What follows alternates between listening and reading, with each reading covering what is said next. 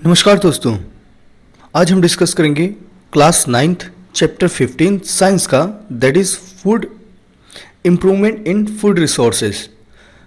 मेरा नाम है दीपक और मैं आप सभी के सामने ये चैप्टर रिप्रेजेंट करने जा रहा हूँ।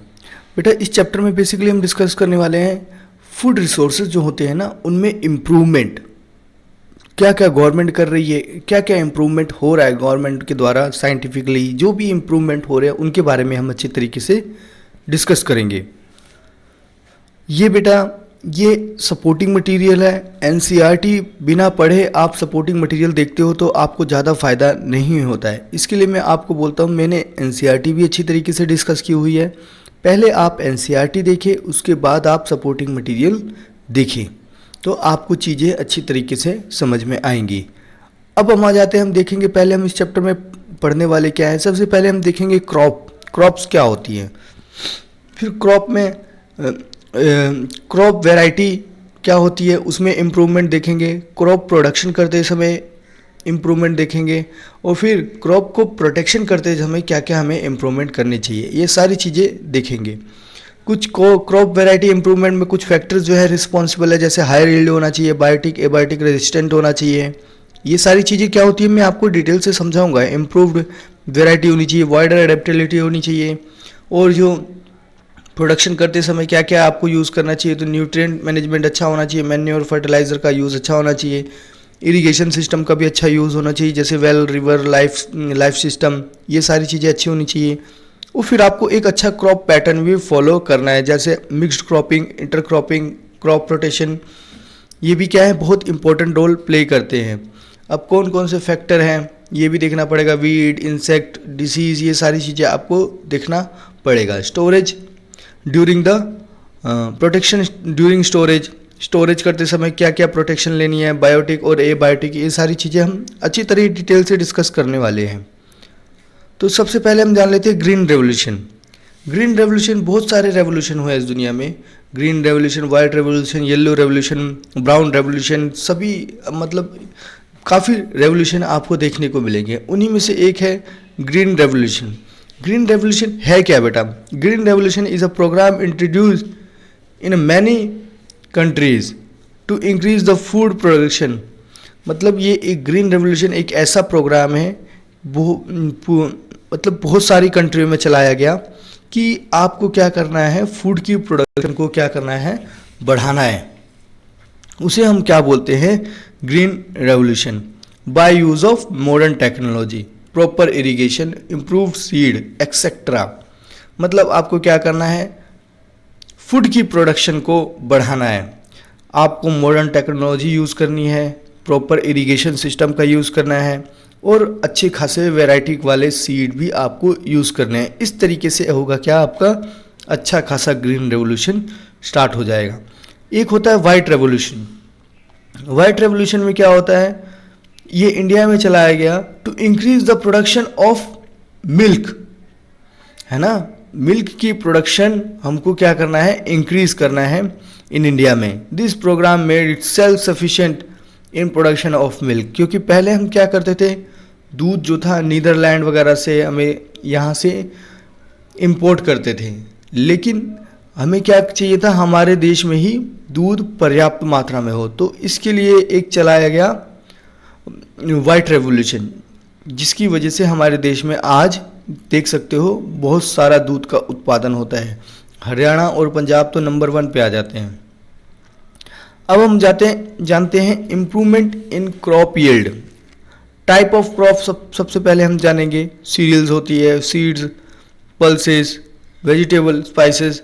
अब सीरियल जो होती है, इसमें कौन कौन सी क्रॉप्स आती है, तो आप कहते हैं वीट, राइस, मेज, बार्ले एक्सेट्रा। ये सारी क्रॉप्स आपको सीरियल्स में देखने को मिलती है।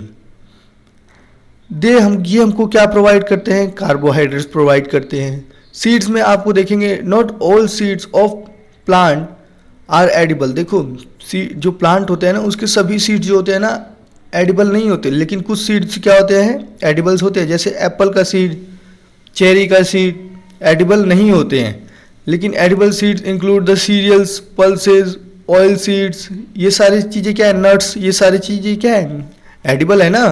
तो दे प्रोवाइडर्स, ये हमें क्या प्रोवाइड करते हैं? फैट्स। पल्सेस की बात करें तो they include legumes such as gram, pea, black gram, green gram, lentil, they provide us protein. तो ये सारे एग्जाम्पल है पल्सेस मतलब दालें जो आप खाते रहते हो। अब दूसरा होता है वेजिटेबल, स्पाइसेस एंड फ्रूट। तो वेजिटेबल में क्या होता है? हमें विटामिन और मिनरल देखने को मिलता है। तो आपसे कोई पूछेगा बेटा कि वेजिटेबल से आपको क्या मिलता है? Vitamin and mineral. सीरियल से आपको क्या मिलता है बेटा? कार्बोहाइड्रेट। सीड से आपको क्या मिलता है? फैट्स। पल्सेस से आपको क्या मिलता है? प्रोटीन। अब और भी चीज़ें क्या इंक्लूड होती है वेजिटेबल्स में? देखो, they include apples, mango, cherry, banana, watermelon etcetera. और vegetable like spinach, leafy vegetable, carrot etcetera. Spices like chilli, black pepper, folder pepper, oats etcetera. ये सारे क्या है आपके? ये इससे हमें क्या मिलता है? Vitamin and minerals. अब क्रॉप सीजन, 3 टाइप के क्रॉप होते हैं, लेकिन हम यहाँ पे 2 टाइप के क्रॉप सीजन ही पढ़ने वाले हैं, क्योंकि आपको 2 ही दिया हुआ है तो 2 ही पढ़ना है हमें। Different crop require different condition. हर क्रॉप कंडीशन क्या होती है? अलग अलग होती है। हर क्रॉप के लिए अलग अलग कंडीशन की रिक्वायरमेंट होती है। तो इस हिसाब से हमें क्या करना पड़ता है? अलग अलग टेम्परेचर और मॉइस्चर की रिक्वायरमेंट होती है उनकी। तो उस हिसाब से हम अलग अलग समय भी डिसाइड कर देते हैं। ठंडियों में ये क्रॉप लगा देंगे, गर्मियों में ये क्रॉप लगा देंगे, बरसात में ये क्रॉप लगा देंगे, ऑटम में ये क्रॉप लगा देंगे। इस हिसाब से हम क्या करते हैं? उनको जिस हिसाब की कंडीशन चाहिए होती है उसी समय में हम वो क्रॉप लगा देते हैं। जैसे मैंने बताया, different crop require different condition, different photo period, duration of light for this growth or complete life cycle. अब ये कंप्लीट लाइफ साइकिल होती है। देखो, अब मैंने बताया 2 टाइप के क्रॉप सीजन होते हैं। फर्स्ट हमारा खरीफ और दूसरा होता है रबी। तो खरीफ सीजन क्या होता है? जायद भी होता है, लेकिन जायद आपको डिस्कशन नहीं किया हुआ है तो कोई बात नहीं, हम 2 ही पढ़ लेते हैं। खरीफ सीजन में क्या होता है? ये क्रॉप रेनी सीजन के दौरान उगाया जाता है, जैसे जून से लेकर अक्टूबर तक, अक्टूबर के महीने में। एग्जाम्पल के लिए खरीफ क्रॉप जो उसमें जो आते हैं, ब्लैक ग्राम आते हैं, ग्रीन ग्राम आते हैं, पीजन आते हैं, और पीज, राइस, पैडी, सोयाबीन, ये सारी चीज़ें आपको देखने को मिलेगी। तो आपको पता चल गया खरीफ क्रॉप जो है बेटा रेनी सीजन में उगाई जाती है, जो कि जून से लेकर अक्टूबर के बीच में होता है। और वहीं पे रबी क्रॉप जो होती है वो नवंबर सीजन में, मतलब विंटर सीजन में उगाई जाती है, जो कि नवंबर से लेकर अप्रैल तक होता है। रबी सीजन में जो, देखो इसको विंटर क्रॉप भी बोलते हैं ना। इसमें एग्जांपल दिया हुआ वीट, ग्राम, पीस, मस्टर्ड, लिनसीड, ये सारे क्या है? रबी क्रॉप है। तो आपसे पूछेंगे बेटा कुछ रबी क्रॉप के नाम बताओ, खरीफ क्रॉप के नाम बताओ, तो आपको बता सकते हो। जैसे वो पूछेंगे कौन से महीने में रबी क्रॉप होती है, तो जून से लेकर अप्रैल तक। और कौन से महीने में होती है रबी क्रॉप, तो आप बोलोगे नवंबर से लेकर अप्रैल तक। तो ये सारी चीज़ें आप क्या कर सकते हो? क्लियर करते हो। जून से लेकर अक्टूबर तक, नवंबर से लेकर अप्रैल तक, ये चीज़ें आपको क्लियर हो गई। अब और आगे हम बढ़ते, देखो approaches which enhance the crop yielding are the following. देखो, क्रॉप वैरायटी इम्प्रूवमेंट, हमें क्या करना पड़ता है? क्रॉप की वैरायटी में इम्प्रूवमेंट करनी पड़ती है, क्रॉप प्रोडक्शन के तरीके में इम्प्रूवमेंट करनी पड़ती है, और क्रॉप को प्रोटेक्शन करते समय भी इम्प्रूवमेंट करनी पड़ती है। ये तीनों चीज़ों को हम अच्छी तरीके से 1 बाय 1 डिस्कस करेंगे। तो अब crop variety improvement, factor by which variety improvement can be done are the good and healthy seeds. देखो, क्रॉप वैरायटी की अगर हमें इम्प्रूवमेंट करनी है तो हमें सबसे पहले वो सीड्स जो है ना वो अच्छे होने चाहिए और हेल्दी भी होने चाहिए। ऐसे नहीं कुछ भी सीड्स हों तो फिर फ़ायदा नहीं होगा ना। तो हमें सबसे पहले क्या करना चाहिए? क्रॉप वैरायटी इम्प्रूवमेंट में गुड सीड और हेल्दी सीड हमें चाहिए। फिर उस सीड को करना क्या होता है? हाइब्रिडाइजेशन करना होता है। देखो, हाइब्रिडाइजेशन क्या होते हैं? 2 अलग अलग सीड लिया आपने, है ना, सेम ही टाइप के हैं, वो अलग अलग नहीं है, सेम टाइप के। देखो, it is a process of crossing between 2 और more genetically dissimilar plant to produce new variety of seed and good property both the crop. देखो, आप देख लो, एक डिसिमिलर प्लांट है ना। डिसिमिलर प्लांट में से क्या किया मैंने? प्लांट एक ही चीज़ का है, तो क्या करेंगे हम, इसमें से गेहूँ निकाल लेंगे, इसमें से भी गेहूँ निकाल लेंगे। अब इनको हम क्या करेंगे, इनकी जो अच्छी अच्छी क्वालिटी है ना उसको निकाल के एक नया गेहूँ तैयार कर देंगे। अब नया गेहूँ तैयार कर देंगे तो वो एक सीड का काम करेगा और उसमें हम वो सारे गुण डाल देंगे जो इन दोनों में नहीं थे। जो इन दोनों में अच्छे अच्छे गुण थे ना, वो सारे गुण इसमें डाल देंगे और फिर इसको एक नया सीड तैयार करके और मार्केट में क्या कर देंगे, बेच देंगे, और इसकी खेती होगी तो अच्छा खासा गेहूँ हो जाएगा। तो इसी को ही बोलते हैं हम क्या, हाइब्रिडाइजेशन। मतलब आपने दो अलग अलग बीजों को लेकर उनके अंदर क्रॉसिंग करके उनकी अच्छी क्वालिटी निकाल के नीचे तीसरा नया बीज तैयार करके उसको हमने क्या बोल दिया, सीड दे दिया, और वो मार्केट में क्या हुआ, आपने खेतों में उगाया और अच्छी खासी खेती हो गई। उसे ही हम क्या बोलते हैं, हाइब्रिडाइजेशन। अब property to possess by improved seed और factor for which variety improvement in crop is done. तो हम देखें कौन कौन से फैक्टर है जिससे हम इम्प्रूवमेंट करते हैं क्रॉप में। तो एक हायर यील्ड, इम्प्रूवेबिलिटी, और फिर biotic abiotic, wider adaptability, desire ergonomics. इसका मतलब देखो मैं आपको सिंपल बोल देता हूँ। अब आपने क्रॉप में अच्छी खासी हाइब्रिडाइजेशन तो कर दी, मॉडिफिकेशन कर दी, जेनेटिकली ने क्या कर दिया, मॉडिफाइड तो कर दिया, लेकिन वो ये सारे लॉ भी तो फॉलो करने चाहिए ना। जैसे उनकी यील्ड हायर होनी चाहिए, उनकी जो प्रोडक्टिविटी है वो हायर होनी चाहिए, है ना।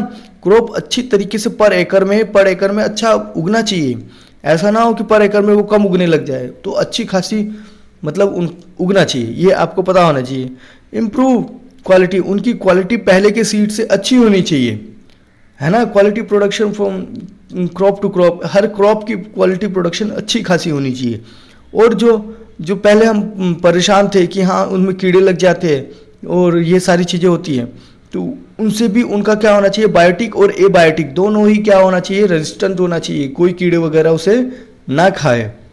जैसे आपने एग्जाम्पल सुना होगा बीटी कॉटन। बीटी कॉटन बेटा गुजरात में लोग किसान बड़े ज़्यादा परेशान थे कि हमारी क्रॉप्स कीड़े खा जा रहे हैं। तो पहले सिंपल कॉटन की खेती करते थे, तो इन्होंने कॉटन को लिया, उसको जेनेटिकली मॉडिफाई कर दिया, उसका नाम दे दिया बायोलॉजिकली मॉडिफाइड कर दिया, उसका नाम रख दिया बीटी कॉटन, और फिर उसको उगाया तो अच्छा खासा खेत हमारा हुआ, तो लोग खुश हुए।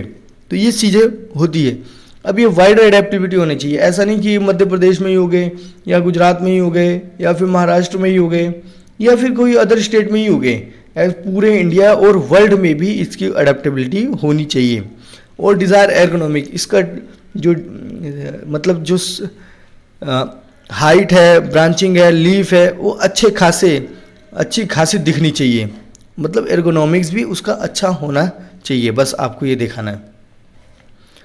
अब क्रॉप प्रोडक्शन इम्प्रूवमेंट, जब आप क्रॉप प्रोडक्शन कर रहे हो उस समय भी कुछ आपको इम्प्रूवमेंट देखनी पड़ती है। तो it involve the different practices carry out by the farmer to achieve the higher standard of the crop production. तो अब अलग अलग एक्टिविटी उस समय हम करते हैं। तो कौन कौन सी एक्टिविटी होती है, सबसे पहले हम न्यूट्रिएंट मैनेजमेंट करते हैं, इरिगेशन का मैनेजमेंट करते हैं, फिर क्रॉपिंग पैटर्न को हमको ध्यान में रखना पड़ता होता है। अब सबसे पहले हम पढ़ते हैं न्यूट्रिएंट मैनेजमेंट होता क्या है। न्यूट्रिएंट मैनेजमेंट मतलब जैसे आपको जीने के लिए न्यूट्रिएंट चाहिए प्रॉपर, वैसे ही क्रॉप्स को भी अगर उगाना है अच्छी तरीके से, प्लांट्स को उगाना है, तो आपको क्या चाहिए, न्यूट्रिएंट चाहिए। Look other organism, plant also required some element from their growth. मैंने बताया ना, जैसे लाइक अदर ऑर्गेनिज्म, प्लांट को भी क्या चाहिए होता है, उनकी ग्रोथ के लिए कुछ एलिमेंट रिक्वायर्ड होते हैं। These element are called the nutrient. जैसे sources air, water, soil. Nutrient में कार्बन, ऑक्सीजन और फिर हाइड्रोजन, ऑक्सीजन, और फिर ये क्या है, न्यूट्रिएंट है। तो उसके बाद कुछ मैक्रो न्यूट्रिएंट होते हैं, कुछ माइक्रो न्यूट्रिएंट होते हैं। जैसे मैक्रो न्यूट्रिएंट में इन्हें क्या चाहिए, nitrogen required by plant in large amount, phosphorus, potassium, calcium, magnesium, sulphur, ये सारी चीज़ें इन्हें क्या चाहिए होती है, लार्ज अमाउंट में चाहिए होती है। अब वहीं हम माइक्रो न्यूट्रिएंट देख लेते हैं जो इन्हें कम अमाउंट में चाहिए। तो वो iron, manganese required in a small amount, boron, zinc, copper, molybdenum, chlorine, ये सारी चीज़ें इन्हें स्मॉल अमाउंट में चाहिए होती है। अब हमने देख तो लिया न्यूट्रिएंट इन्हें चाहिए। अब उसके लिए हम क्या करते हैं, मैन्योर और फर्टिलाइज़र ऐड करते हैं। अब मैन्योर क्या होता है? To increase the yield the soil can be enriched by the supplying nutrient in the form of manure and fertiliser. मतलब सॉइल को क्या करना है, हमें एनरिच करना है विद द न्यूट्रिएंट। मतलब सॉइल में हमें क्या करना है, जनरेट करना है, न्यूट्रिएंट जनरेट करना है। तो हम किसकी सहायता से कर सकते हैं? तो वो है आपका मैन्योर एंड फर्टिलाइजर। तो मैन्योर क्या होते हैं? मैन्योर को हम समझने की कोशिश करते हैं। It is a source of organic matter. ये क्या है? एक ऑर्गेनिक मैटर का सोर्स है। ये एक नेचुरल तरीके से तैयार होता है ना। अभी हम देखेंगे मैन्योर और फर्टिलाइजर में अंतर क्या होता है, तब आपको और अच्छी तरीके से चीज़ें समझ में आ जाएंगी। तो it supply small quantity of nutrient to the soil. ये क्या करता है? स्मॉल क्वांटिटी में न्यूट्रिएंट सप्लाई करता है किसको? सॉइल को। जैसे मैंने बताया, हम सॉइल में न्यूट्रिएंट को इंक्रीज करने के लिए क्या डालते हैं? हम ऑब्वियसली बात है मैन्योर या फर्टिलाइजर डालते हैं। It is prepared by the decomposition of animal excreta and plant waste. मतलब ये कैसे बनाया जाता है? डिकम्पोजिशन किसका होता है? एनिमल एक्सक्रीटा का और प्लांट का। अब वेरियस फॉर्म ऑफ आप कंपोस्ट मैन्योर की देखोगे। सबसे पहले होती है compost, vermi compost and green compost. अब कंपोस्ट क्या होती है बेटा? इसमें आप क्या करते हो? एनिमल का एक्सक्रीटा लेते हो, जैसे लाइक काउ डंग, ये सब लेते हो, और आपका किचन वेस्ट लेते हो, प्लांट्स के जो वेस्ट होते हैं वो लेते हो, फूड वेस्ट जो होता है वो लेते हो, सीवेज वेस्ट होता है वो सारा लेते हो।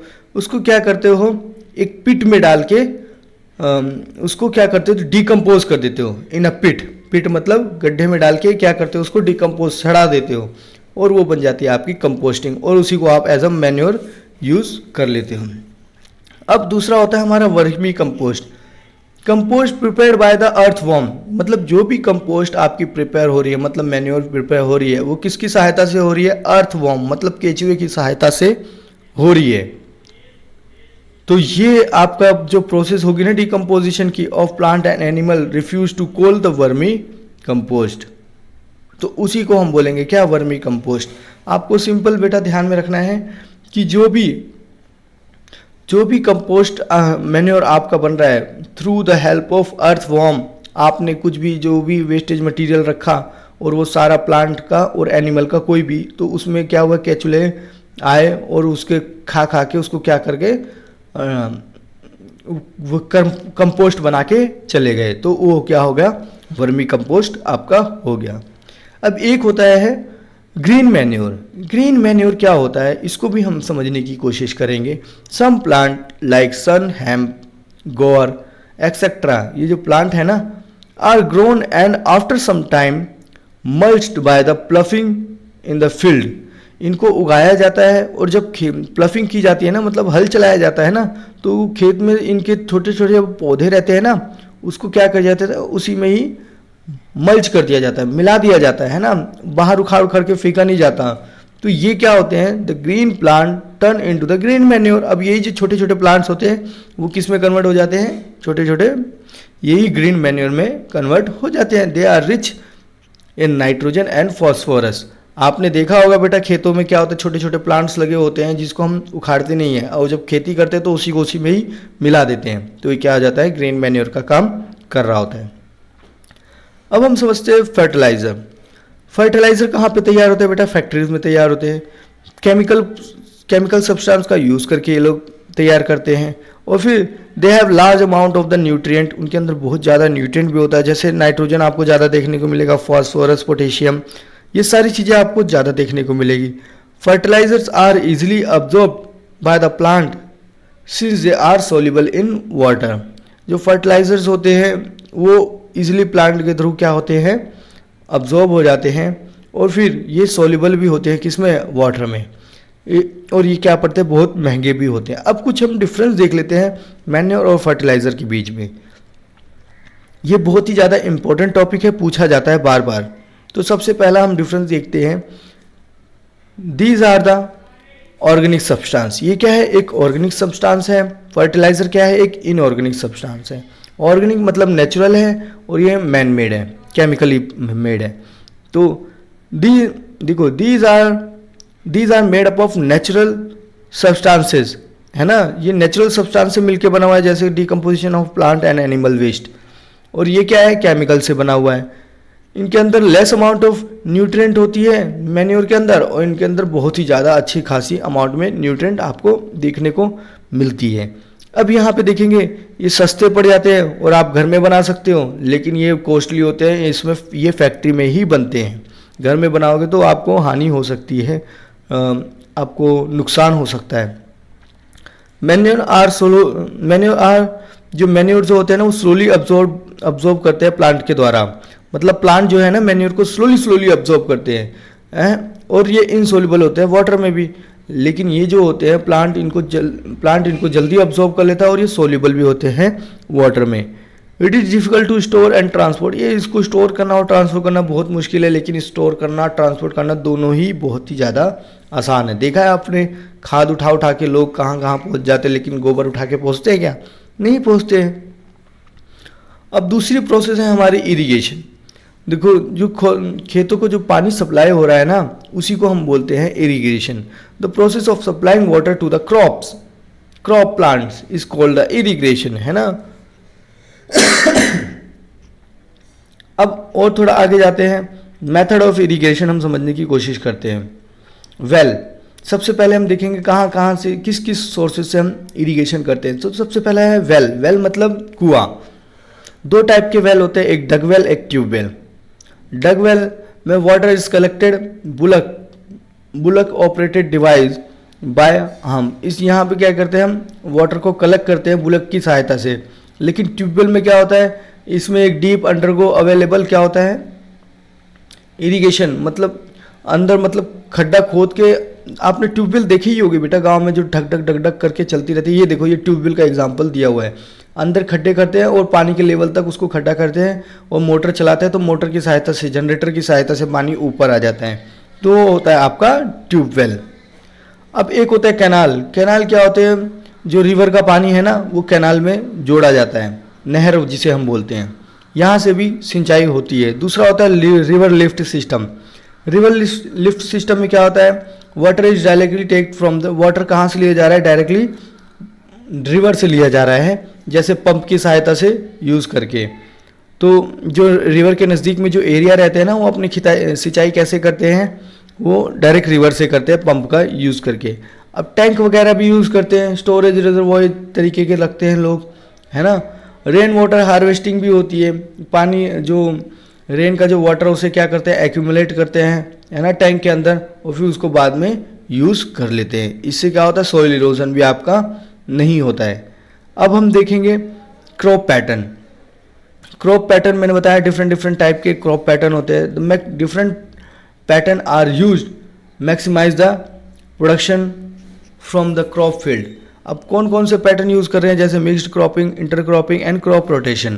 तो हम सबसे पहले जानेंगे मिक्स्ड क्रॉपिंग होती क्या है। आपने देखा होगा बहुत सारी क्रॉप को एक साथ उगा देते हैं, वो होती है मिक्स्ड क्रॉपिंग।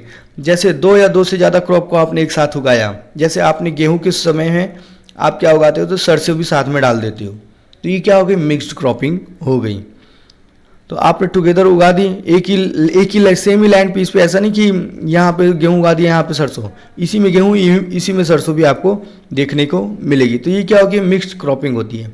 एग्जाम्पल जैसे wheat and mustard, groundnut and sunflower, ये सारी चीज़ें आपको देखने को मिलेगी। अब इंटरक्रॉपिंग क्या होती है, 2 or more crops are growing in the same field in definite pattern। मतलब देखो, आपने ऐसा भी देखा होगा, एक रो में आलू, एक रो में प्याज, ऐसे करके क्या होता है, दो या दो से ज़्यादा क्रॉप एक ही खेत में, है ना, लेकिन अलग अलग रो में बोई जाती है, तो उसे हम क्या बोलते हैं, इंटर क्रॉपिंग। देखो, few rows of 1 by 1 of others, जैसे सोयाबीन प्लस मेज, है ना, फिंगर नलेट मतलब बाजरा प्लस लोबिया, ये क्या करते हैं, एक साथ उगा देते हैं 1 by 1 लाइन में। अब क्रॉप रोटेशन क्या होता है, अब क्रॉप रोटेशन में क्या होता है, देखो, crop rotation is a policy of growing different crop one after another on the same field. मतलब एक ही फील्ड में क्या करना है, आपको एक बार क्रॉप जो उगा दी, उसके बाद दूसरी क्रॉप उगानी है, फिर तीसरी क्रॉप उगानी है, फिर आप यही क्रॉप उगाओ। मतलब आपको सेम टाइप की क्रॉप बार बार नहीं उगानी है, उसी को हम क्या बोलते हैं, क्रॉप रोटेशन। सॉरी। अब हम थोड़ा और आगे देखते हैं। If some crop is grown again and again the same field, देखो अगर कुछ क्रॉप हो गए, आप बार बार उसको बोते जाओगे ना एक ही खेत पे, एक ही क्रॉप एक ही खेत पे बार बार बोते जाओगे तो क्या हो जाएगा, जो न्यूट्रिएंट होंगे ना वो सारे एक्सट्रैक्ट हो जाएंगे, सॉइल से गायब हो जाएंगे और अगेन एंड अगेन। तो इसकी वजह से क्या हो जाएगी, उसके अंदर जो न्यूट्रिएंट है ना सॉइल के अंदर वो क्या हो जाएंगे, सारे खत्म हो जाएंगे। इसके लिए आपको क्या करना है, डिफरेंट डिफरेंट क्रॉप उगानी है। इससे क्या होती है, सॉइल अच्छी खासी न्यूट्रिएंट, सॉइल में न्यूट्रिएंट बना रहता है। इसके एडवांटेज क्या होता है, सॉइल की फर्टिलिटी मेंटेन रहती है, जैसे मैंने बताया। ये it control the paste and weeds, मतलब उसमें ज़्यादा वीड्स वगैरह देखने को नहीं मिलेगी। वीड्स मतलब अनवांटेड ग्रास, जो देखा होगा जंगलों की तरह उग जाती है कहीं पे भी, वो घासें जो होती हैं। और फिर several crops can be grown in succession with only one soil preparation, मतलब आप क्या कर सकते हो, एक बार आपने सॉइल प्रिपेयर करी अच्छी तरीके से, उसमें आप 3-4 टाइप की क्रॉप बो सकते हो पूरे साल में। तो ये सारी चीज़ें यहाँ पे ये बता रहे हैं। अब क्रॉप की प्रोटेक्शन कैसे करनी है, आपने देखो अच्छे बीज भी ला लिए, उसको अच्छी तरीके से उगा भी दिया, अब आपको फाइनली क्या करना है, प्रोटेक्शन भी तो करनी है ना उसकी। तो प्रोटेक्शन कैसे हो, तो क्रॉप प्रोटेक्शन के बारे में हम समझते हैं। देखो, to protect crop against disease caused organism and other harming factor, तो ये सारी चीज़ें आपको देखने को मिलती है ऑर्गेनिज्म की वजह से, और अब बहुत सारे हार्मिंग फैक्टर होते हैं। तो उससे हमें कैसे बचाना है, किसको, क्रॉप को। तो हम कुछ फॉलोइंग मेथड यूज़ करते हैं, जैसे पेस्ट कंट्रोल ड्यूरिंग ग्रोथ, है ना, स्टोरेज ऑफ ग्रेन, ये सारी चीज़ें आपको देखनी पड़ती हैं। तो पेस्ट कंट्रोल ड्यूरिंग ग्रोथ हमने देखा है, काफ़ी कुछ पेस्ट कंट्रोल हम लोग करते हैं, उसके बारे में मैं आपको बताता हूँ। जैसे देखो, paste is any destructive organism, मतलब ये क्या होता है, एक डिस्ट्रक्टिव ऑर्गेनिज्म होता है विच कैन डिस्ट्रॉय और हार्म क्रॉप और प्रोडक्ट्स ऑब्टेनिंग फ्रॉम देम। तो pest are use many types, pest अलग अलग टाइप के देखने को मिलेंगे, जैसे वीट पेस्ट होते हैं, इंसेक्ट पेस्ट होते हैं, मतलब जो आपके खेतों में आपको अगर घास नहीं चाहिए तो उसके लिए पेस्ट अलग होता है ना, और इंसेक्ट नहीं चाहिए तो उसके लिए पेस्ट अलग होता है। तो insect can harm the plant in the following veg, अलग अलग तरीके से हार्म कर सकता है, तो वो भी हम देखेंगे। Unwanted plant cultivated in the field, है ना, तो वो कौन सा होता है, जेंडियम इन्होंने नाम दिया हुआ है। अब वो क्या करते हैं, दे कट द रूट, आपने चूहे देखे होंगे, वो खेतों को बड़ा नुकसान पहुंचाते हैं। तो दे कट द रूट और फिर स्टेम और लीफ, ये सारी चीज़ें क्या करते हैं, ख़त्म कर देते हैं इंसेक्ट्स, और फिर से क्या होता है, खेतों को बड़ा नुकसान होता है। तो उसके लिए हम पेस्ट यूज़ करते हैं ताकि कोई भी ये सारी चीज़ें ना हो। They suck the cell sap from the various part of the plant. और अब हम आ जाते हैं, ये आपका पैथोजेंस। पैथोजेंस क्या होते हैं, any organism such as bacteria, fungi, virus which causes a disease in a plant, कोई भी ऑर्गेनिज्म जो भी प्लांट को क्या कॉजेज कर रहा है, डिसीज कॉजेज कर रहा है, उसे ही हम बोलते हैं क्या, pathogens. They are transmitted through air, water and soil, और ये कैसे ट्रांसमिट होते हैं बेटा, एयर, वाटर और सॉइल से ही ट्रांसमिट होते हैं। अब स्टोरेज ऑफ ग्रेन, अब ग्रेन का जो हम स्टोरेज करते हैं उसके बारे में हम डिस्कशन करेंगे। For getting a seasonal food through the year they are stored in a safe storage. अब स्टोरेज आपको देखो, आपको क्या चाहिए, अब गर्मी का मौसम है, आपको अलग अलग चीज़ें खानी है, मान लो गर्मी के मौसम में आम हुआ तो और ठंडी के मौसम में नहीं मिलेगा, तो हमें इसे क्या करना पड़ेगा, स्टोर करके रखना पड़ेगा। अब गेहूं भी साल के 12 महीने तो नहीं होता, लेकिन हमें क्या करना पड़ेगा, स्टोर करके रखना पड़ेगा। अब स्टोर करके रखेंगे नहीं तो हम 6 महीने गेहूँ खा पाएंगे और 6 महीने चावल खाना पड़ेगा। इसके लिए हम क्या करते हैं, चीज़ें स्टोर करके रखते हैं, है ना। तो स्टोरेज ऑफ ग्रेन, तो ये सारी चीज़ें, और कभी आपदा आ जाए तो भी हमें ज़रूरत पड़ जाती है, तो हम ये सारी चीज़ें क्या करते हैं, स्टोर करके रखते हैं। For getting seasonal food throughout the year, मतलब हमें पूरे साल चाहिए। They are stored in a safe storage, तो उनको हम क्या करते हैं, एक सेफ स्टोरेज में स्टोर करके रखते हैं। But during the storage of grain they can be destroyed and wasted by the virus means, लेकिन उस समय क्या हो सकता है, वायरस वगैरह, फंगी वगैरह उसमें लग जाए और आपने जो भी स्टोर किया है वो क्या हो जाए, सड़ जाए, खराब हो जाए, तो हमें उससे बचना होता है। तो बायोटिक प्रॉब्लम होती है और एक एबायोटिक प्रॉब्लम होती है। बायोटिक प्रॉब्लम में क्या होता है, due to living organism like insect, bird,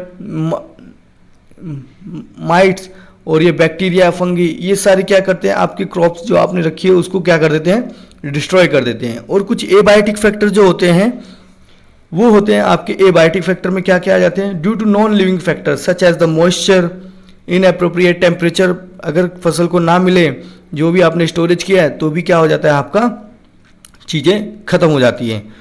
तो these factor affect the quality degradation, loss in weight, change in colour, poor germinability, ये सारी चीज़ें हमें देखने को मिलती हैं। अब हम देखते हैं एक ऑर्गेनिक फार्मिंग। ऑर्गेनिक फार्मिंग क्या होती है बेटा? ऑर्गेनिक फार्मिंग में मैं आपको सिंपल से तरीके में बता दूं, ये एक नेचुरल फार्मिंग करने का तरीका है। देखो हमारी सॉइल क्या हो रही है, फर्टिलाइज़र यूज़ कर करके हमारी सॉइल क्या हो रही है, डिस्ट्रॉय हो रही है, उसकी न्यूट्रिएंट की जो अवेलेबिलिटी है ना वो ख़त्म होती चली जा रही है। इसके लिए गवर्नमेंट आजकल लोगों को इनकरेज कर रही है कि आप फर्टिलाइज़र ना यूज़ करके मैन्योर का यूज़ करें, जिससे क्या होगा, आपकी सॉइल अच्छी रहेगी और नेचुरल खेती होगी। जैसे सिक्किम हमारे देश का पहला राज्य बन गया है, स्टेट बन गया है जो ऑर्गेनिक फार्मिंग करता है। तो ये होती है ऑर्गेनिक फार्मिंग। ऑर्गेनिक फार्मिंग कुछ नहीं बेटा, बस नेचुरल फार्मिंग करनी है। आपको फर्टिलाइज़र का यूज़, कोई भी केमिकल सब्सटेंस का यूज़ नहीं करना है, बस केमिकल फर्टिलाइज़र एंड पेस्टिसाइड्स का यूज़ नहीं करना है। तो ये सारी चीज़ें आपने देख ली। अब हम आ जाते हैं अपने नेक्स्ट टॉपिक पे।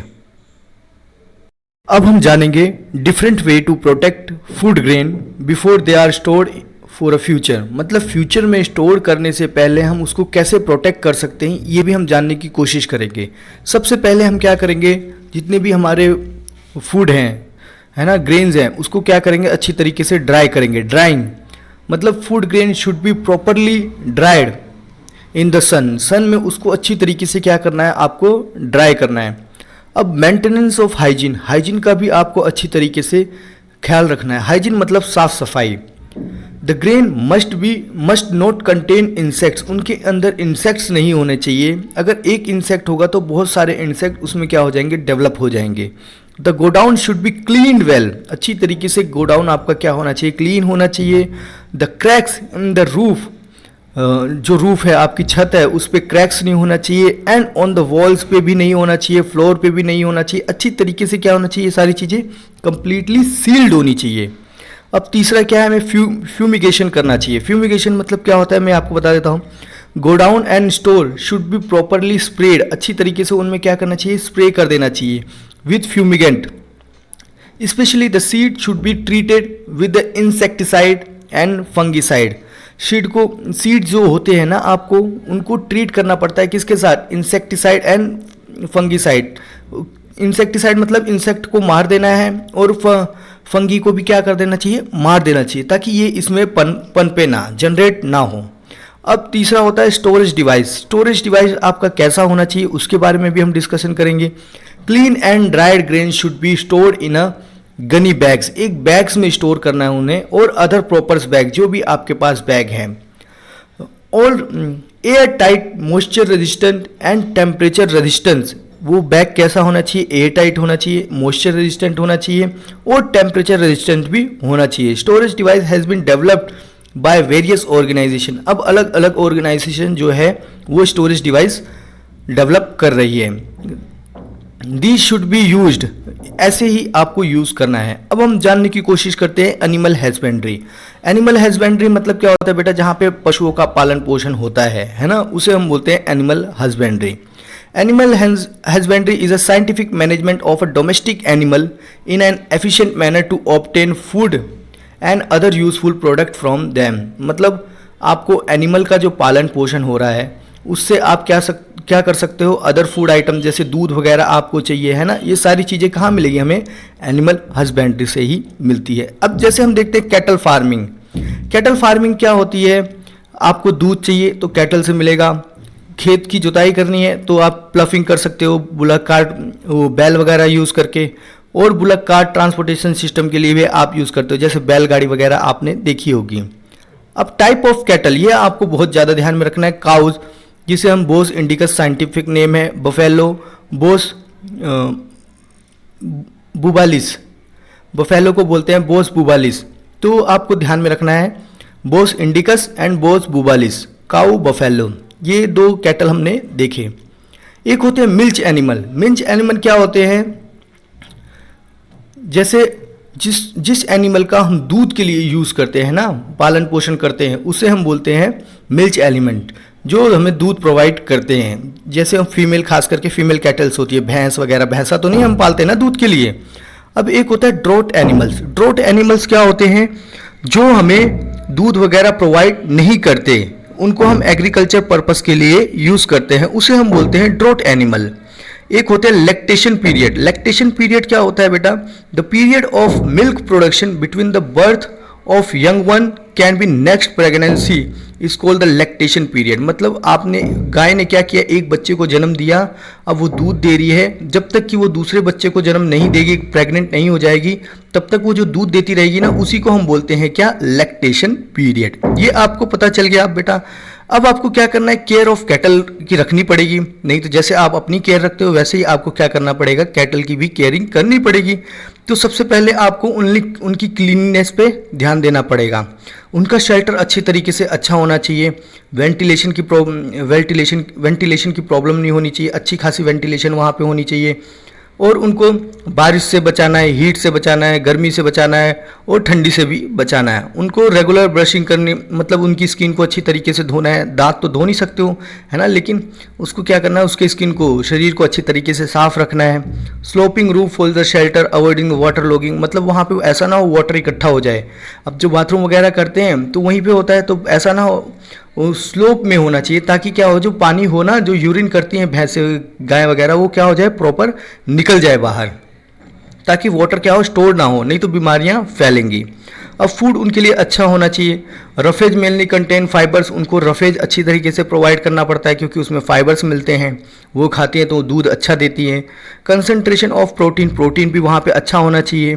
फूड कंटेंट माइक्रोन्यूट्रेंट, अब फूड ऐसे होने चाहिए जिसमें माइक्रोन्यूट्रेंट आपको देखने को मिले, और विटामिन मिनरल्स भी आपको देखने को मिले फॉर एनहेंस उनके दूध में प्रोडक्शन होगी, अगर ये सारी चीज़ें आपको देखना है। अब उनकी बीमारियों के बारे में भी ध्यान रखना है। Disease can cause a death और रिड्यूस द मिल्क प्रोडक्शन, अगर मान लो उनको बीमारी होगी तो वो मर भी सकती है, उनका दूध की प्रोडक्शन क्या होगी, वो भी कम हो सकती है। Parasites are the small organism living inside और आउटसाइड द बॉडी। जो पैरासाइट्स होते हैं ना, वो छोटे छोटे ऑर्गेनिज्म होते हैं, जो बॉडी के अंदर भी देखने को मिलते हैं और बॉडी के बाहर भी देखने को मिलते हैं। ये एज अ होस्ट की तरीके से काम करते हैं। तो ये they derive food from the body of the host. तो उस जो आप भैंस वगैरह होती है उनके ऊपर जुएँ वगैरह लगी होती है, बड़ी बड़ी मोटी मोटी जुएँ, तो वो भी आपको क्या करना चाहिए, साफ करते रहना चाहिए। The external parasites of skin of cattle causes the skin diseases. अब मैंने बताया ना, जो पैरासाइट्स ऑफ एनिमल के ऊपर होती है जैसे जुएँ वगैरह, वो क्या करती हैं, स्किन डिसीजेज प्रॉब्लम क्रिएट कर सकती है, तो हमें उसको निकालते रहना चाहिए। अब internal parasite like worm causes the stomach and the intestine problem, और जो अंदर होती है तो अंदर प्रॉब्लम क्रिएट कर देती हैं। Flu causes the liver problems हो सकती है उससे एनिमल्स को। तो bacteria virus causes the infectious diseases, जो बैक्टीरिया और वायरस होते हैं वो इन्फेक्शियस डिसीजेस प्रोड्यूस करते हैं। Disease that can be easily transmitted from one two another. Infectious virus diseases क्या होते हैं बेटा, जो एक इंसान से दूसरे इंसान में इजीली फैल जाए, उसे हम बोलते हैं इन्फेक्शियस डिसीजेस। अब पोल्ट्री फार्मिंग, कैटल फार्मिंग तो हमने समझ ली, अब पोल्ट्री फार्मिंग मतलब मुर्गे का पालन पोषण। तो poultry farming is done for egg and meat, अंडा चाहिए और चिकन चाहिए ना आपको, तो हम क्या करते हैं, पोल्ट्री फार्मिंग करते हैं। दे प्रोवाइड बोथ प्रोटीन, ये हमें क्या करते हैं, प्रोटीन टू आवर डाइट, हमारी ये दोनों ही एग्स और मीट जो हैं हमें प्रोटीन हमारी डाइट में प्रोवाइड करते हैं। अब 2 टाइप के मुर्गे भी होते हैं, एक ब्रॉयलर होते हैं और एक लेयर्स होते हैं। तो birds grown obtaining meat are called the broiler, जिसको आप मीट के लिए ही ऑब्टेन करते हो उसे हम बोलते हैं ब्रॉयलर। अब इसका यूज़ जो ये कब तक बड़े हो जाते हैं, 6 से 8 हफ्ते में ही ये क्या हो जाते हैं, अच्छे खासे बड़े हो जाते हैं और हम इनको खाने के लिए यूज़ कर लेते हैं। अब लेयर्स जो होते हैं ये एग्स को ऑब्टेन करने के लिए इनका यूज़ किया जाता है, मतलब इनका सिस्टमेटिक पालन पोषण होता है।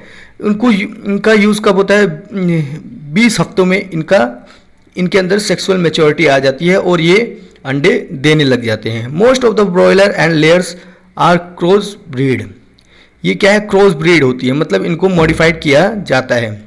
Breeding is done to enhance the following properties in hands, कि आपको ब्रीडिंग क्यों करते हैं, ताकि अच्छी क्वालिटी का चिकन मिल सके और आपको लो मेंटेनेंस कॉस्ट लगे, है ना, उनको पालन पोषण में आपको प्रॉब्लम ज़्यादा ना आए। Breeding is done to produce dwarf broiler meat giving birds, मतलब क्या हो सके, वो अच्छा ज़्यादा मीट दे सके, इसीलिए हम क्या करते हैं, ब्रीडिंग करते हैं।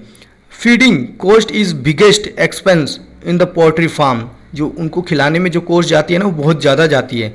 तो ड्राफ्ट बॉयलर क्या होता है, उनको कम फूड देना पड़ता है, उनकी कॉस्ट रिड्यूस हो जाती है 30% तक, और ये क्या करते हैं, हीट भी ज़्यादा टॉलरेट कर पाते हैं, और इससे हमको क्या होता है, हमारा खर्च भी कम होता है और मीट भी हमें ज़्यादा मिलती है। अब हम आ जाते हैं फिश प्रोडक्शन।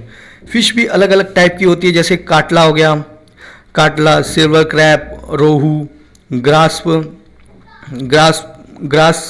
कार्प, मृगल, कॉमन कार्प, ये सारी चीज़ें आपको ये अलग अलग टाइप की मछली देखने को मिल रही है। जैसे ये हो गई काटला, सिल्वर कार्प, तो ये आपको अलग अलग देखने को मिल रही है, अलग अलग टाइप की मछलियाँ। तो fish production is great source of protein. Fish से हमें क्या मिलता है, अच्छा खासा अमाउंट में प्रोटीन देखने को मिलता है। Fish production is of 2 types. ये कितने टाइप की है, 2 टाइप की है। फर्स्ट क्या है, fine fish production, true fish production. अब फाइन फिश प्रोडक्शन को हम जानने की कोशिश करते हैं, क्या होता है, production and management of cartilaginous and bony fishes such as the pomfret, tuna, cod, catla, prawns, rohu, ये सारी क्या है, इनमें बोन होती है ना, बोनी फिशेस बोलते हैं, इनमें कांटे देखने को मिलते हैं। और एक होती है अनफाइंड फिश प्रोडक्शन, जो देखो production of shell fish such as the prawn, mollusc, ये क्या होती है, अनफाइंड फिशेस होती हैं, इनमें आपको बोन नहीं देखने को मिलेंगे। अब depending on the modes of obtaining fishing are 2 types. 2 type की होती है, एक कैप्चरिंग होती है, एक कल्चर फिशिंग होती है। अब कैप्चरिंग में क्या होता है, natural living fishes in various water bodies are captured, मतलब अलग अलग वाटर बॉडीज में जो फिशेज होती है ना, उसको हम सिंपल क्या करते हैं, कैप्चर पकड़ते हैं, है ना, वो होती है आपकी कैप्चर फिशिंग। और कल्चर फिशिंग क्या होती है, fishes desire variety, fishes of desired variety are cultivated in confirmed area with utmost care to get maximum yield. This is also called the aquaculture. अब मैं आपको बता दूं, एक सर्टन एरिया में आपने क्या किया, पानी इकट्ठा किया और वहाँ पे फिश का पालन पोषण किया, है ना, इसे हम बोलते हैं एक्वाकल्चर। अब aquaculture can be done in the ocean. Ocean में आपने एक पर्टिकुलर एरिया, यहाँ पे अच्छी खासी फीडिंग करी, मतलब मछलियों को दाना डाला, इससे क्या होगा, मछलियाँ वहाँ पे ज़्यादा रहेंगी और आप उसको क्या कर सकते हो, इजीली कैच कर सकते हो। वो आप रिवर में भी फॉलो कर सकते हो, लेक में भी, पॉन्ड में भी, हर जगह कहीं पे भी आप फॉलो कर सकते हो। When it is done in ocean it is called the mariculture, है ना, जब ओशन में करते हो उसे मैरीकल्चर बोलते हो, जब रिवर में करोगे तो रिवर कल्चर बोलोगे। अब ये आपका आ गया मरीन फिशिंग। मरीन फिशिंग मतलब समुद्र में, ओशन में जो आप फिशिंग कर रहे हो ना, उसको हम बोलते हैं marine fishing. Marine fishing include fish production in pond, reverse, reservoirs, ये सभी जगह पे आप क्या कर रहे हो, मरीन फिशिंग करते हो। Popular marine fishes include the pomfret, tuna, sardines, Bombay duck, some costly fishes found in sea like nullets, prawns, seawoods, oyster, ये सारे बेटा नाम आपको 1-2 फिशेस के ध्यान में रख लेना है। अब यूजिंग द सैटेलाइट का यूज़ करके हम देखते हैं कौन सी रीजन में ज़्यादा से ज़्यादा फिश आपको मिल रही है, फिर हम वहीं पे जाते हैं और अपना क्या करते हैं, जाल बिछाते हैं और मछली को पकड़ के लाते हैं। अब हमने मरीन फिशिंग समझ लिया, अब हम आ जाते हैं इनलैंड फिशिंग। इनलैंड फिशिंग क्या होती है बेटा, it include the fish production in fresh water. Fresh water में आपको जो फिश की प्रोडक्शन होती है ना, उसे हम बोलते हैं इनलैंड फिशिंग। फॉर एग्जांपल कहाँ कहाँ पे देखने को मिलेगी आपको, पॉन्ड में देखने को मिलेगा, लेक में मिलेगा, रिजर्वॉयर, है ना, and brackish water, example estuaries में आपको देखने को मिलता है। अब कंपोजिट फिश कल्चर को हम समझने की कोशिश करते हैं। A fish culture system where 5 to 6 varieties of fish are reared in single fish pond, उसको हम बोलते हैं कंपोजिट फिश कल्चर, जहाँ पे आपको एक ही पॉन्ड में अलग अलग 5-6 तरीके की फिश मिलेगी, आप उसी को हम बोलते हैं composite fish culture. They are selected so that they do not compete for food, ये यार सिलेक्टेड होते हैं और इसके लिए क्या करते हैं, अपने फूड के लिए ज़्यादा इनको कंपटीशन नहीं करना पड़ता है। नहीं तो बेटा मछलियों में भी बहुत फूड का कंपटीशन होता है, बड़ी मछली छोटी मछली को खा जाती है, लेकिन यहाँ पे ऐसा देखने को नहीं मिलता है। They have different food requirement, इनकी सबकी फूड रिक्वायरमेंट क्या होती है, अलग अलग होती है। जैसे काटला की इन्होंने बात की है, तो इनको क्या होता है, अपर पार्ट ऑफ वाटर पे ये अपने फूड को खाती हैं, और रोहू जो होती है वो मिडिल पार्ट ऑफ वाटर में अपने फूड को खाती है, और जो मृगल जो होती है ना, जिसे हम कॉमन कार्प भी बोलते हैं, ये एकदम लोअर, जो पानी के लोअर लेवल पे जाके अपना खाना खाती है। इनका एडवांटेज क्या होता है, इससे मोर यील्ड, ज़्यादा मछलियाँ पैदा होती हैं, लेकिन प्रॉब्लम्स क्या है, many fishes lay eggs during monsoon only, कुछ फिशेज जो होती है मानसून में ही अपने अंडे देती है।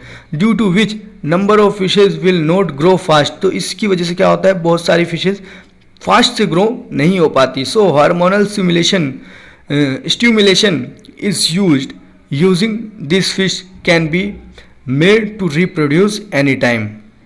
तो ये इससे थोड़ी हार्मफुल इफेक्ट आपको देखने को मिलेंगे।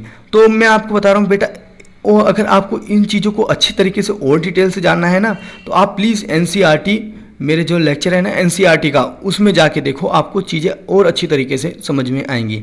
अब बी कीपिंग क्या होती है बेटा, it is the practice of keeping, caring, management of honey बीज, है ना, मधुमक्खी के छत्ते वगैरह, शहद वगैरह, है ना, उसको बोलते हैं। और लार्ज स्केल ऑब्टेनिंग हनी और वैक्स, हम हनी बीज का प्रोटेक्शन करते हैं, मैनेजमेंट करते हैं ना, क्या करने के लिए, उनमें से हनी मिले और हमें अच्छा खासा वैक्स मिले। Many farmer use bee keeping for additional small income, इससे क्या होता है, बहुत सारे किसान ये बी कीपिंग करते हैं, उससे क्या होता है, उनको छोटी छोटी इनकम आती रहती है। Also there are the big farms called apiaries bee farms, अब बड़े बड़े फार्म भी आपको देखने को मिलती है। अब अपायरी क्या होते हैं वो भी हम जानते हैं। Apiary setting of the number of bee hives, वहाँ पे क्या करते हैं, नंबर ऑफ बी हाइव्स मतलब मधुमक्खी के छत्ते सेटल किए जाते हैं इन डिज़ायरेबल लोकेशन, जैसा जैसा उनको जहाँ पे अच्छा लगता है वहीं पे ये लोग क्या कर देते हैं, मधुमक्खी के छत्ते को सेटअप करते हैं in a systematic manner that allow the maximum pollen, nectar and collection. वहाँ पे अच्छे खासे फूल भी लगा देते हैं, पेड़ पौधे भी लगा देते हैं, जिससे क्या होता है, अच्छा अच्छा नेक्टर ये लोग क्या करती हैं, कलेक्ट करती हैं और बीज हनी हमें प्रोवाइड करती हैं। Some common Indian varieties of bees include apis, corona, indica. जो इंडिया की वेराइटी है एपी कोरोना, करोना नहीं है, कराना इंडिका, नहीं तो आप सोचो कोरोना नहीं, तो एपी कराना इंडिका, जिसे हम इंडियन बीज भी बोलते हैं। और फिर डोरसाटा, रोगबी, फ्लोरल, लिटिल बी, ये सारे क्या है, इंडियन की वेराइटीज़ हैं। अब कुछ इटालियन वेराइटी भी हम देखते हैं, जैसे मेलीफेरा इंडिया इटालियन वेराइटी है, is also use in India for commercial large scale production, है ना, कॉमर्शियल के लिए हम इसका भी यूज़ करते हैं, मेलीफेरा का भी। तो ये सारी चीज़ें हम देखने को मिलती है। अब इसके एडवांटेज क्या है वो भी हम जान लेते हैं, जैसे honey bee collection, high honey bee collection इसकी देखने को मिलती है हमें, और ये रिप्रोड्यूस करती है फास्ट, इनका जो बर्थ रेट है बहुत फास्ट है, और डंक कम मारती हैं। उसके बाद जो इंडियन बीज होते हैं वो तो बहुत ज़्यादा डंक मार देती हैं। Stay in a beehive for long time, और ये छत्ते में ही लंबे समय तक रहती हैं। अब हनी जो होता है ना, एक स्वीट डेंस लिक्विड होता है। आपने हनी मेरे हिसाब से शहद तो कभी ना कभी तो खाया ही होगा। अब it is used in medicine में भी यूज़ होता है, इसको शुगर के तरीके से भी यूज़ किया जाता है। ये एक सोर्स ऑफ एनर्जी भी है। तो ये सारी चीज़ें आपने किसके बारे में जानी, हनी के बारे में जानी। अब पैस्चुरेज मतलब क्या होता है, is availability of flower to the bees for nectar and pollen collection, मतलब गार्डन्स होता है ना, वहाँ पे बहुत सारे फ्लावर्स अवेलेबल होते हैं जिसे हम बोलते हैं पेस्चरेज। तो ये क्या होता है, अवेलेबिलिटी ऑफ फ्लावर, फ्लावर की अच्छी खासी अवेलेबिलिटी है किसके लिए, बीज के लिए, ताकि बीज क्या करें, उनके जूस चूसें और हमें अच्छा हनी प्रोवाइड करें। और pasturage of a flora is a type of crop, flower और other plant from which bee collect nectar and pollen are produce. मैंने यही चीज़ें जो बताई वही चीज़ें हैं, है ना। It affect the quality and quantity of honey because different flora produce nectar and pollen different type. अब देखो अलग अलग फ्लावर्स होंगे तो अलग अलग टाइप के आपको नेक्टर्स एंड पोलन देखने को मिलेंगे, तो अलग क्वालिटी का हनी आपको भी देखने को मिलेगा। देखो जैसे आमंड हनी आपको कश्मीर में देखने को मिलेगा, जो कि बहुत ही ज़्यादा टेस्टी माना जाता है। अब चैप्टर तो बेटा हमारा यहीं पे ख़त्म हो गया। अगर फिर भी आपको कोई डाउट है तो प्लीज़ कमेंट सेक्शन में कमेंट करके आप मेरे से पूछ सकते हैं। कुछ क्वेश्चन एंड आंसर जो है मैं आपको डिस्कस कर देता हूँ। जैसे why do we need food, हमें फूड की ज़रूरत क्यों है। नेम द सीरियल्स, क्योंकि फूड हमें सिंपल सी बात है एनर्जी प्रोवाइड करता है। Name some cereals that provide the carbohydrates, carbohydrates मैंने बताया था, कार्बोहाइड्रेट, प्रोटीन, विटामिन, फैट्स वाले मैंने सभी सीड्स के नाम बताए थे। खरीफ सीजन मैंने आपको बताई थी जून से लेकर बताओ अप्रैल तक। हाँ वेरी गुड, कुछ नाम भी बता देना है आपको। व्हाट इज़ मैन्योर मैंने बताया। हाइब्रिडाइजेशन क्या होती है मैंने अच्छी तरीके से समझाया। इरिगेशन के मेन सोर्सेज क्या है वो भी मैंने अच्छी तरीके से समझाया। मिक्स्ड क्रॉपिंग क्या होती है वो भी बेटा मैंने अच्छी तरीके से समझाया आपको। पैथोजेंस क्या होते हैं, बैक्टीरिया, फंगी, ये सारे क्या होते हैं, पैथोजेंस होते हैं, ये भी मैंने अच्छी तरीके से समझाया। और ये कैसे ट्रांसमिटेड होते हैं, ये इन्फेक्शियस डिसीजेज होते हैं, ये ह्यूमन टू ह्यूमन और एयर में ट्रांसफ़र होते हैं। तो difference between the manure and fertiliser बहुत ही ज़्यादा इंपॉर्टेंट है बेटा। मैंने बताया आपको ब्रॉयलर और लेयर के बीच में, मुर्गे के बीच में फ़र्क क्या है वो भी बहुत ही इंपॉर्टेंट है, ये भी मैंने आपको बता दिया।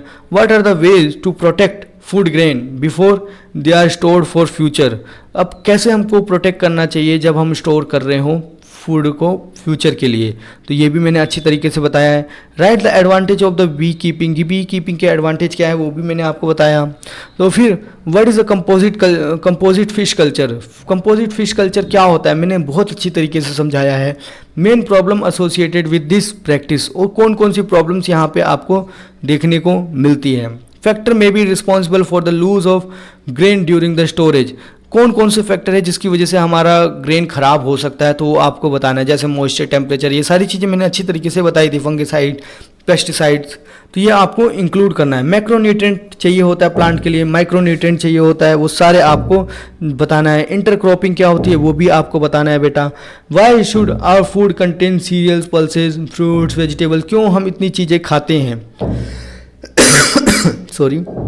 अब आपको देखो बेटा काफ़ी चीज़ें मैंने डिस्कस कर दी है, फिर भी अगर आपको कोई डाउट रहता है तो प्लीज़ आप कमेंट सेक्शन में कमेंट करके मेरे से पूछ सकते हैं। और बेटा अगर आपको लेक्चर पसंद आया तो प्लीज़ शेयर कीजिए, सब्सक्राइब कीजिए और लाइक कीजिए। आज के लिए इतना ही है। Thank you very much.